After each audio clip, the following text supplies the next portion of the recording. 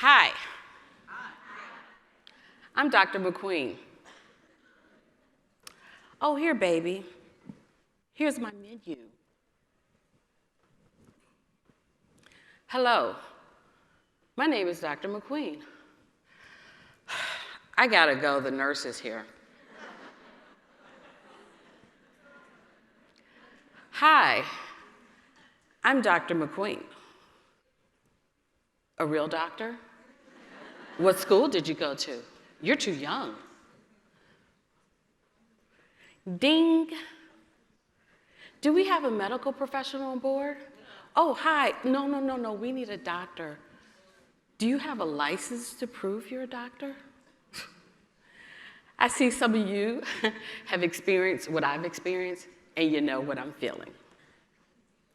So I am Yvette McQueen, MD, emergency physician and travel doctor, a global physician that's been practicing emergency medicine for 18 years and full-time locums for 10 years. So I am on planes several times a month, in and out of cars, traveling in the United States, the Caribbean, and also East Africa. And in 2019, I still get that wide eye, open mouth, shocked expression. You're the doctor? I know I am not the image most people like. I'm not the image that the majority population expect, but I am a doctor. Hashtag, what a doctor looks like.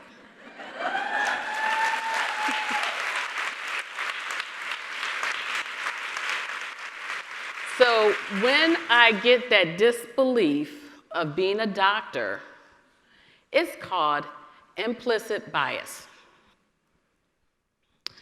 Implicit bias is the unconscious attribution of attitudes and stereotypes we place upon people, upon a social group.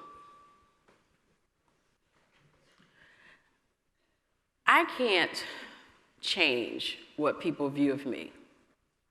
At least that's a topic for another day, another long day. But today's question for you: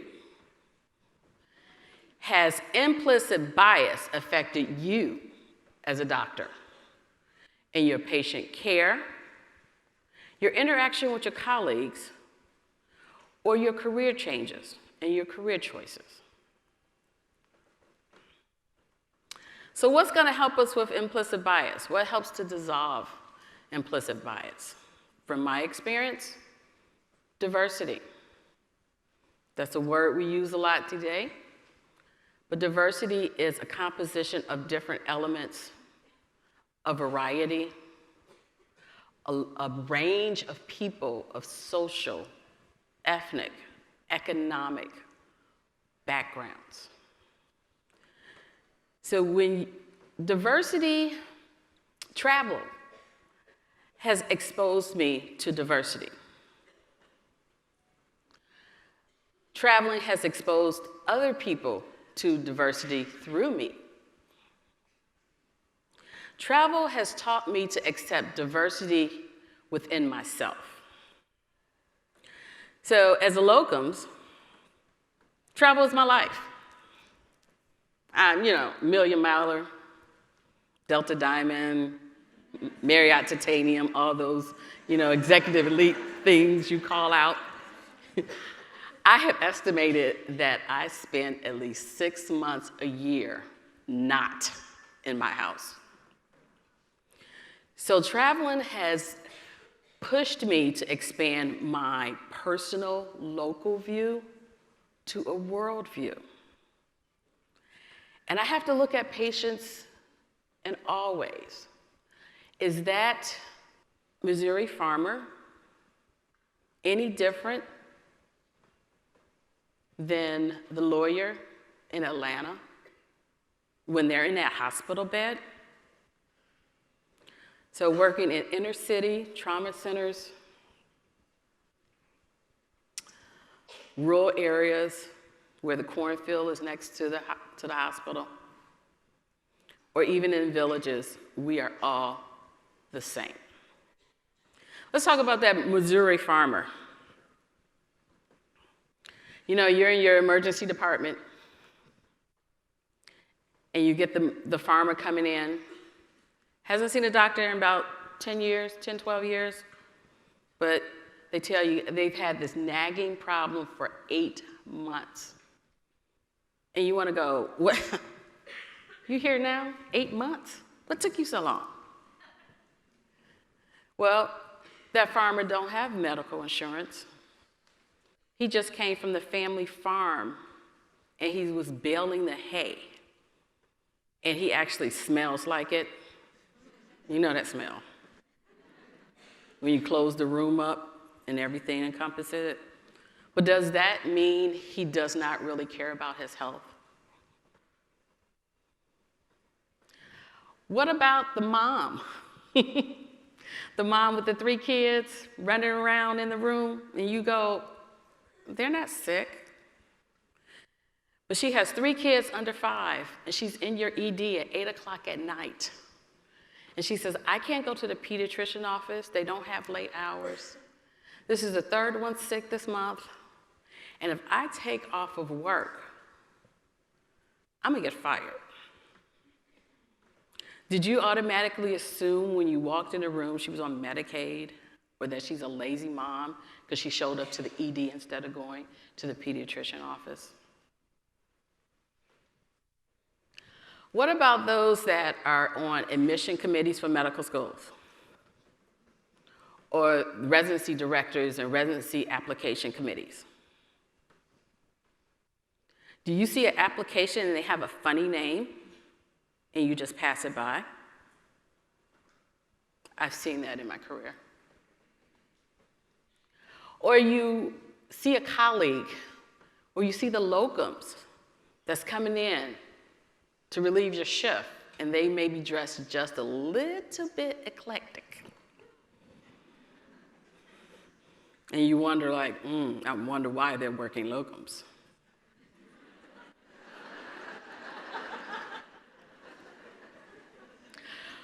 Or for the male doctors out there, you walk up to a group of doctors and you only say good morning and talk to the male doctor, and you ignore your female colleagues. Yeah. These are your colleagues. They have the same credential as you do, but you've put a stereotype in your mind of how you should perceive them. So when you enter into implicit bias, or about to enter into implicit bias, stop and ask yourself 3 questions. Is this a unique individual? You have to force yourself out of that stereotype to look at that person of who they are. They may have qualities you don't even know that can actually enhance your life. Remember, as the patient, they're there with a medical problem. They're there with an illness they don't understand. And they're probably scared. 2, I forgot my 2. What is their point of view? Are they only looking at their local environment? What does this patient think about the medical world? Did they have a family member die in that hospital? Are they afraid of what you're going to tell them? They've been putting it off for 8 months, but they're afraid of what you're going to say. Maybe they had a previous experience with a biased doctor, and they don't want that to happen again. So So remember, no matter how we look, how we dress, how we speak, we all hurt, we all bleed. And 3, why is this person different?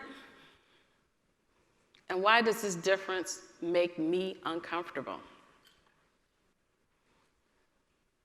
I make people very uncomfortable as a doctor. But I have to sit back and say, why am I making them uncomfortable? Is it my intelligence? Because I'm the doctor? I had a 92-year-old woman, 92-year-old white woman in the South pull me aside and say, baby, I'm glad you're my doctor, because I know you worked that much harder to get here. Well,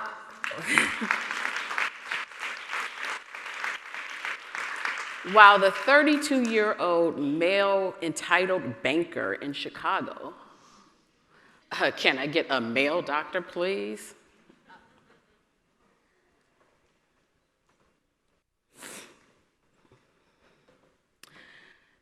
So is it my ethnicity that makes people uncomfortable? I know, I always get this, you bring it up, people go, oh, please, don't play the race card. Guess what? There's no race card. I am a race. This is not going anywhere. Same thing with being a female. Me being a woman doctor, does that make people uncomfortable? And I tell them, these breasts and this butt, it ain't going nowhere either. At least not without surgery. So remember, implicit bias can be helped or dissolved with diversity. And with me, that's been traveling.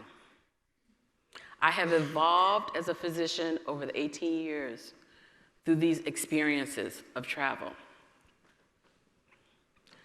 Travel has taught me to embrace diversity, remember to expand your worldview, and to accept the difference. And as one of my colleagues said earlier, why should I remain invisible to make you feel comfortable?